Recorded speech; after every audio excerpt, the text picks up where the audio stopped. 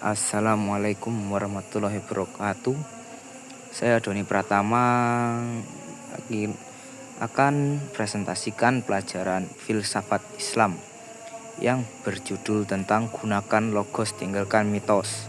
Yang kedua yaitu hidup bahagia menurut Al-Farabi dan Al-Ghazali. Yang ketiga sehat jasmani, dan yang terakhir yaitu sehat mental oleh Ibnu Sina, oleh yang dimaterikan oleh Bapak Nur Haris. Gunakan logos tinggalkan mitos. Maksudnya yaitu kita harus meninggalkan mitos dan menggunakan logika, karena mitos merupakan suatu kepercayaan, hanya kepercayaan, bukan sesuatu yang ilmiah. Memang itu ada yang mungkin ada yang nyata atau yang tidak, sedangkan kita harus memikirkan juga apakah itu nyata atau tidak. Jadi kita harus menggunakan logos atau logika. Yang selanjutnya yaitu kebahagiaan menurut dua imam. Menurut Al-Farabi yaitu menganggap kebahagiaan sebagai tujuan akhir dari kehidupan manusia. Nah, kita di dunia ini maksud itu harus sengsara dulu. Nah, apabila nanti kita sudah meninggal, baru kita itulah yang disebut dengan kebahagiaan, dan kebahagiaan itu abadi. Mungkin kita akan disiksa dulu di neraka, setelah itu kan kita bisa hidup bahagia. Dan menurut Imam Al-Ghazali yaitu perasaan tentang tenang dan tentram yang didapatkan ketika manusia menundukkan nafsu dan mengenal Allah. Kebahagiaan sejati menurut Al-Ghazali dapat dicapai melalui zuhud, yaitu dengan tidak terlalu mementingkan kehidupan dunia.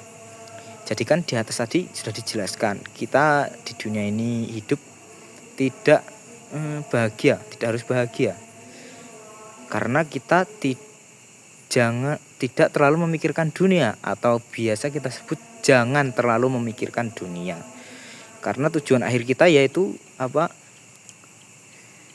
bahagia di akhirat, bukan di dunia. Jadi kita di dunia sengsara, bukan sengsara, lebih tepatnya yaitu melakukan apa yang sudah Allah perintahkan.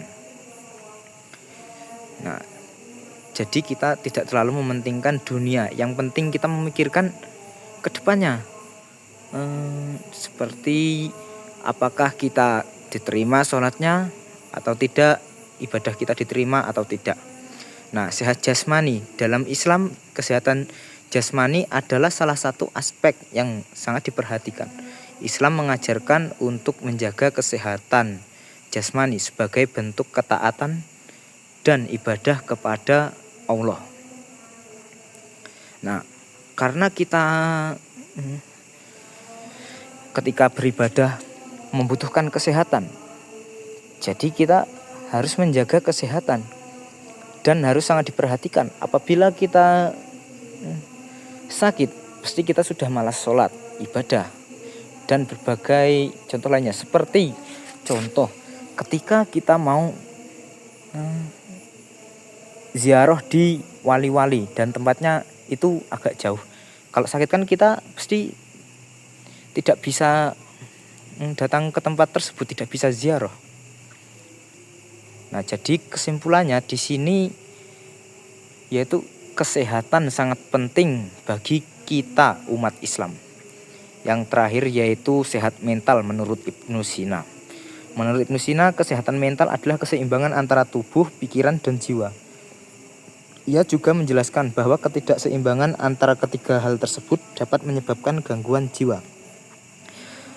Apabila ketiga aspek tersebut tidak seimbang, tubuh, pikiran, dan jiwa tidak seimbang, maka bisa menyebabkan gangguan jiwa. Seperti contoh ketika kita kecelakaan dan tubuh kita ada yang putus, pastikan jiwa kita terkena, pikiran juga selalu kepikiran.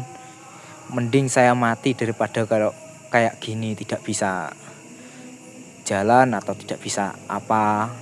Seumpama itu kalau yang cacat kecelakaan. Jadi kesimpulannya, ketiga tersebut itu juga sangatlah penting. Karena apabila tubuh kita sehat dan pikiran kita juga sehat, pasti kita bisa melakukan sholat. Contoh lagi, apabila kaki kita terputus, pasti kan kita malas untuk jalan ke masjid untuk beribadah. Jadi kesimpulan dari semua ini yaitu kesehatan otak sangat penting, atau kesehatan pikiran itu sangat penting. Baik, terima kasih. Wassalamualaikum warahmatullahi wabarakatuh.